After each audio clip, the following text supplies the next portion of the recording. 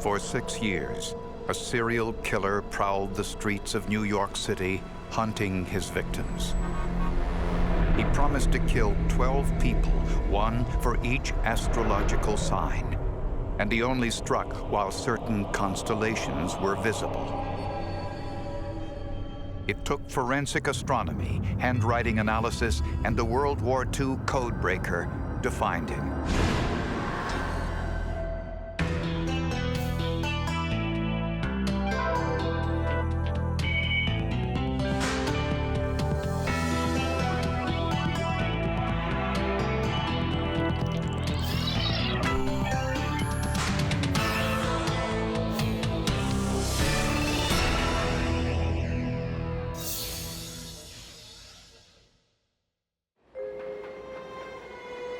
Late one cold night in March 1990, 49-year-old Mario Orozco was walking home from his restaurant job in Brooklyn. Without warning, he was shot in the back. Mario survived, but he couldn't describe his attacker. 3 weeks later, there was a similar incident a few blocks away. 34-year-old factory worker Herman Montenegro was walking home after a serious night of drinking when someone shot him in the back. He too survived, but he didn't see the gunman either. Police recovered the 9mm bullet. There were no grooves on the bullets, and we're probably dealing with a zip gun type of homemade weapon. 2 months later, a short distance away in Queens, 78-year-old Joe Proci was about to open the door to his apartment when he was shot with a 9mm zip gun. Proci died later at the hospital. This time, the killer left a note beside the victim. It was a threat to kill 12 people, one for each astrological sign of the Zodiac. This is the Zodiac. The 12 signs will die when the belts in heaven are seen. The next day, a similar note arrived at the offices of the New York Post newspaper. It was so crazy. There was this wheel with signs of the Zodiac, and this one, it was unusual. It was a little different. Most are just scribbled lunacy. And this guy was organized. He's got this chart, and it was bizarre. The killer called himself the Zodiac. The Zodiac claimed responsibility for the 3 shootings, but he mistakenly believed that he had killed all 3. It was apparent the Zodiac knew his victims' birthdays and astrological signs. Mario Orozco was a Scorpio. Herman Montenegro was a Gemini, and Joe Proci was a Taurus. But how did the Zodiac know the victims' astrological signs? Are you kidding? It freaked them out completely. The New York City Police Department went into the biggest manhunt. It was mammoth, and it was driving them crazy. At this point, investigators realized the Zodiac had contacted them before. They just didn't know it. 3 months earlier, he had written a letter to police headquarters, but it was ignored. And basically, it was viewed humorously. Here's a nut letter. I believe it was posted on a bulletin board. It was not taken very seriously. This letter held yet another clue. The Zodiac will kill the 12 signs in the belt when the zodiacal light is seen. Orion is the one that could stop Zodiac and the 7 sisters. An astrologer told police that the constellations Orion and the 7 sisters of the Pleiades were not visible on the nights of the shootings. The Zodiac's letter implied he wouldn't strike when Orion and the 7 sisters were in the sky. This thing was all over the newspaper now. I mean, this guy's claiming Zodiac. So now this thing is really a hot potato. It's like the biggest case in years in New York City. 25 years earlier, a man in San Francisco killed 6 people and wrote taunting letters to police. He too called himself the Zodiac and was never apprehended. Was it possible The San Francisco Zodiac was now in New York City. If the Zodiac from California in the 60s had resurfaced in New York, they knew this was a complete law enforcement nightmare. New York City police were searching for a killer who called himself the Zodiac. He promised to kill one victim for each of the 12 astrological signs. Before the Zodiac killer in New York, when the guy said to a girl, "What's your sign?" he was hitting on her. Afterwards, I mean, there was literally a case where a guy asked a girl a sign and she screamed for the police. Handwriting experts compared the New York Zodiac letters to those written by San Francisco Zodiac killer 25 years earlier. One characteristic of this writer is that he makes his horizontal lines in a descending way. His T-bars tend to descend. The crossbar on his lowercase f's tend to descend. Handwriting experts concluded that the San Francisco Zodiac and the New York Zodiac were two different men. Investigators now realized they were dealing with a very sophisticated copycat. The shootings had taken place at 21 and 63-day intervals, suggesting variations of a 3-week cycle. And they happened on nights when the constellations Orion and the Seven Sisters of the Pleiades were not visible in the sky. The planets aren't just named after gods and goddesses, they were the gods and goddesses. The stars also were either homes of gods or the lights into heaven. So these are powerful ideas, these are powerful symbols.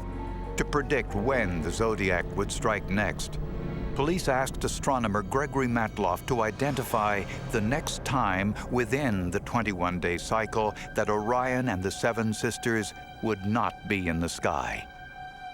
He did so by consulting his astrological charts.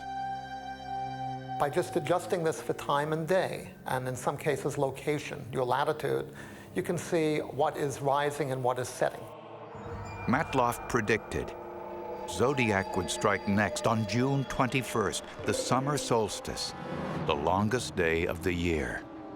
So we have hundreds of plainclothes detectives out on nights when we think this guy is going to shoot again. And the Zodiac was even more clever than anticipated. He did strike, but not in the same area as before.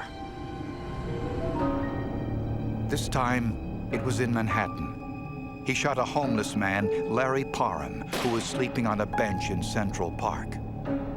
In the victim's shoe was a note. The Zodiac somehow knew that Larry Parham was a Cancer, a sign different from the other 3 victims. And Zodiac registered his indignation that the newspapers were calling him a copycat. One Zodiac. He's angry, he's trying to convince us, no, I'm the Zodiac, just one Zodiac. And, you know, we knew it wasn't him. We knew it was a copycat.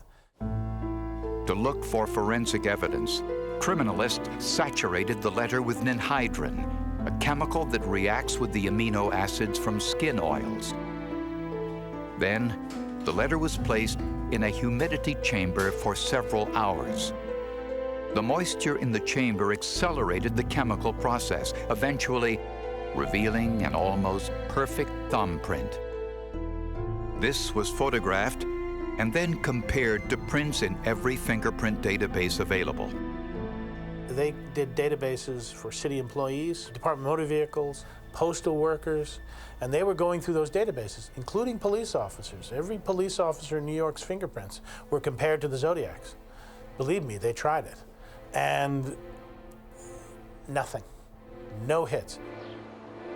There had been no witnesses. None of the surviving victims could give a description, and the only forensic evidence was a single fingerprint. Zodiac claimed that only the constellations Orion and the Seven Sisters could stop him. New York police hoped to add themselves to the list. The Zodiac killed one man and wounded 3 others in New York City. And for some unexplained reason, he struck only on nights when the constellations Orion and the 7 Sisters were not in the sky. Just as unusual was the fact that he apparently knew the birthdays of all 4 of his victims. And it was clear from the Zodiac's letters that he was following the investigation in the newspaper. I printed a story that the police had his fingerprints. He messed up, and I'm convinced that as soon as he saw that, you know, he folded his tent, because he knew that once they had fingerprints, if they had comparison, he was cooked. And for almost 2 years, there were no more Zodiac shootings. It wasn't until 1994 that the Zodiac sent his next letter announcing his return. The Zodiac claimed responsibility for the stabbing death of 39-year-old Patricia Fonte in Highland Park. Patricia was a Leo. And 40-year-old Joseph Diacone was shot and killed while he was walking near this highway underpass. Joseph was a Virgo. The bullet was a through-and-through wound which severed his carotid artery, and he bled to death there within moments, certainly. Zodiac's next victim, 40-year-old James Weber, was shot in the same location. He was a Libra, and fortunately, he survived the attack. He snuck up behind them, gave them no warning, and he just shot them and ran away, laughing. According to Weber, Weber said after he was shot in the buttocks, he heard him laughing as he jumped into the cemetery. Amazingly, each of Zodiac's 7 victims had a different astrological sign. But the pattern stopped with his 8th victim, 40-year-old Diane Ballard, who also survived the shooting, but was a Taurus, the same sign as an earlier victim. Zodiac also took credit for shooting a 9th man in Highland Park, although police couldn't confirm the shooting took place. One of his last remarks in each of those letters, he actually says no grooves. And those are the ballistic identifiers that ordinarily most examinations and comparisons are made by in the field of ballistics. Although the Zodiac bragged that police would never catch him, with this letter, he made a mistake. He licked the envelope flap and left enough saliva for DNA testing. Police now had the DNA profile of the Zodiac killer. The letter also included another clue. I knew it was a code. It was a 9 towers, because there were 9 victims. And I wrote down all the different symbols. And I think I had 23, very close to an alphabet. And then I did something called a frequency count, which is you write down how many times each letter is used, because, for example, E is the most commonly used letter in the alphabet. Kieran Crowley's father-in-law had been a codebreaker in World War II. Together, they discovered that the alphabet was based on a maritime system of international flags and pendants. And with this discovery, they were able to decipher the Zodiac's secret message. It said, "This is the Zodiac speaking. I am in control. Who mastery, be ready for more. Yours truly." The Zodiac killer had been walking the dark, deserted streets of New York City undetected for 6 years. Captain Joseph Herbert worked on the Zodiac task force, and he knew that eventually the forensic evidence would catch him. This case is actually studied in forensic investigations, because I knew at the time from working on the task force that we had partial fingerprints from 2 of the letters from the earlier shootings. The bullets that were removed from the bodies were not traditional lance and groove bullets, but they did have barrel markings on them that could be compared to other barrels. We knew that we had a DNA sample from one of the letters. Police continued to search for the Zodiac. On a dark, dreary March afternoon in 1996, their luck began to change. door. A young man in a Brooklyn apartment apparently got angry because his younger sister and her boyfriend were together alone in her bedroom. He demanded the boyfriend leave. When they refused, he fired a shot through the bedroom door. When the woman ran out to confront her brother, he shot her in the buttocks with a shotgun.